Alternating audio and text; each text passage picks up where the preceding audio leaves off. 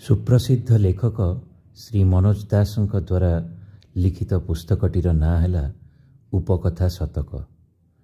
जुगे जुगे साधुसंत कथित कहानी समूहर पुनर्विन्यास।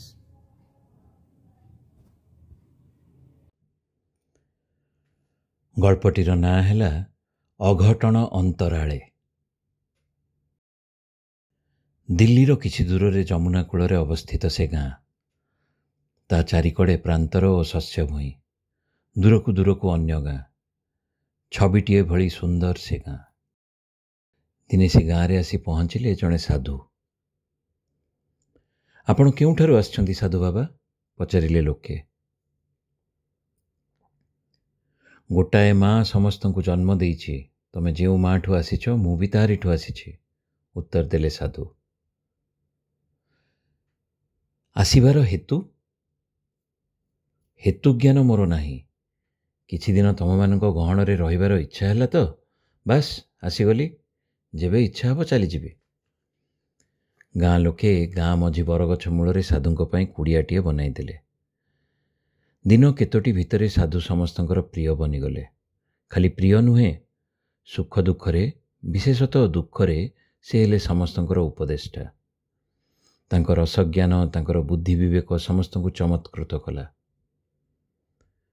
तांकर सबु उपदेशर मर्म हैला सच्चा सुख शांतिर एकमात्र उपाय भगवान को ऊपर विश्वास। निजकु सत्पथरे रख, भगवान को ऊपर विश्वास रख, बास। थरे कौनसी गोटे व्याधि रे गाँवर सबु कुकुड़ा गुड़िक मरीगले। लोके साधु को से कथा जणाइले। कौन हैला? कुकुड़ा गुड़ा मरीगले? भारी दुखर कथा। किंतु तमे तम भगवत विश्वास अतुट रखिछटी, ताहले ये दुखर कथा मध्य सुखर कथारे परिणत हो जिवो, भरोसा देले साधु। समस्ते जे साधुंक वाणी को सत्य बोली विश्वास करिगले ताहा नुहे, तेबे तांको प्रति श्रद्धा जोगु चुप रहिले। 2 दिन परे गाँ लोके वास्तविक आतंकित हेले। किछि कारण न थाई गाँ जाकर कुकुर माने कुआडे पलाई गले। से जुगरे चोर डाकुंकर प्रादुर्भाव बहुत। से गाँटी पुणी जनबसति विच्छिन्न। तेणु कुकुर माने लोक मानकर विशेष सहायक। से माने गले कुआडे आ काहींकी? शुण, तमे भगवान को करुणा उपरे आस्था रख, तांको प्रार्थना कर, ताहले ये व्यापारर परिणति मध्य मंगलमय हब, कहले साधु। आउ दिनक परे आहुरी एक अस्वाभाविक घटना घटिला। सेतेबेले दियासिलीर प्रचलन होई नाही। लोके पत्थर को पत्थर घसी निआं उपजाउथिले एवं प्रत्येक घरे सदा सर्वदा निआं को अलिभा रखुथिले। दिने संध्या बेले से माने देखिले समस्तंकर घर चुलीरू बा दीपरू निआं सबु लिभि जाइछे। चकमकी पत्थर थाई मध्य जे जेते घसिले भी निआं बाहरु नाही। लोके जाई साधु को ए विसंवाद जणाइले। आगुरु केबे एमितिका घटिथिला? साधु पचारिले। केबे नुहे साधु बाबा। तेबे घटना पछरे निश्चय किछि विशेष कारण रहिछि। जदि तमे भगवान को ऊपर विश्वास रखी तांको प्रार्थना करुछ, तेबे अभिशाप को मध्य से आशीर्वाद रे परिणत करदेबे, साधु कहले। आश्चर्यर कथा, साधुंको धुनी मध्य लिभि जाइथाए। केही केही भाबिले साधारण लोकंको क्षेत्र रे जहा घटुछि, साधुंको क्षेत्र रे भी जदि सेया घटिला, तेबे तांको असाधारण बोली केमिति विचार करिबा। केही केही निकटवर्ती ग्राम को जाई निआं नहीं आसिबार प्रस्ताव कले।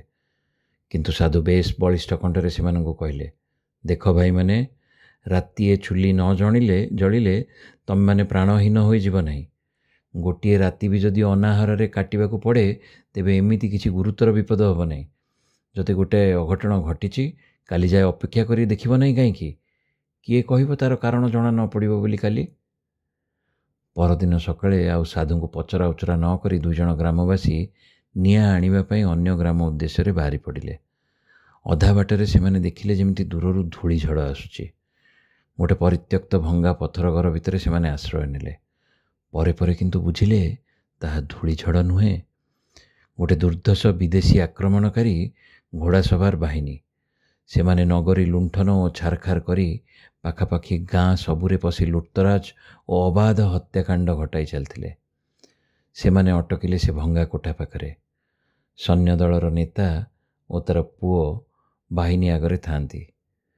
ପୁଅ କହିବାର ଶୁଣାଗଲା, ବାପା ଏଇଠି ଦେଖ ଆଉ ଗୋଟେ ଗାଁ।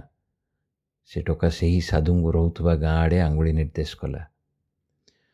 ବାପା କିଛି ସମୟ ନିରୀକ୍ଷଣ କରି କହିଲା, ଆରେ ପୁଅ, ସେଟା ଏକ ଭଙ୍ଗା କୋଠା ଭଳି ପରିତ୍ୟକ୍ତ ଗାଁଟିଏ।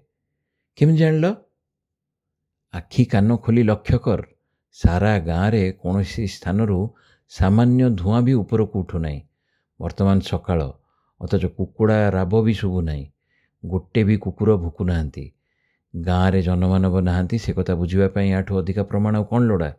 ସର୍ଦ୍ଦାର ବୁଝାଇଦେଲା। ଏହାପରେ ସେ ଲୁଣ୍ଠନକାରୀ ଦଳ ନଗରୀ ଅଭିମୁଖେ ଫେରିଗଲେ।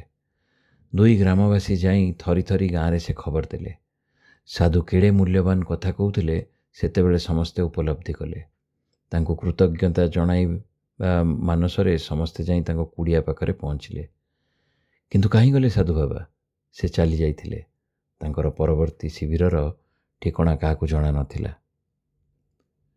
ଭାରତର ଆଧ୍ୟାତ୍ମିକ ଇତିହାସରେ ଆମେ ବହୁ ସାଧୁସନ୍ଥଙ୍କର ଚିତ୍ର ଦେଖୁ, ଯେଉଁମାନେ ସଂସାର ବିରାଗୀ ହେଲେ ବି ସଂସାରୀମାନଙ୍କର ପ୍ରତି ସମ୍ବେଦନଶୀଳ ଏବଂ ଯେଉଁମାନଙ୍କର ଆଧ୍ୟାତ୍ମିକ ଅନ୍ତର୍ବୋଧ ସହ ମିଶି ରହିଥାଏ ପ୍ରଖର ବାସ୍ତବ ବୁଦ୍ଧି। ସମାପ୍ତ।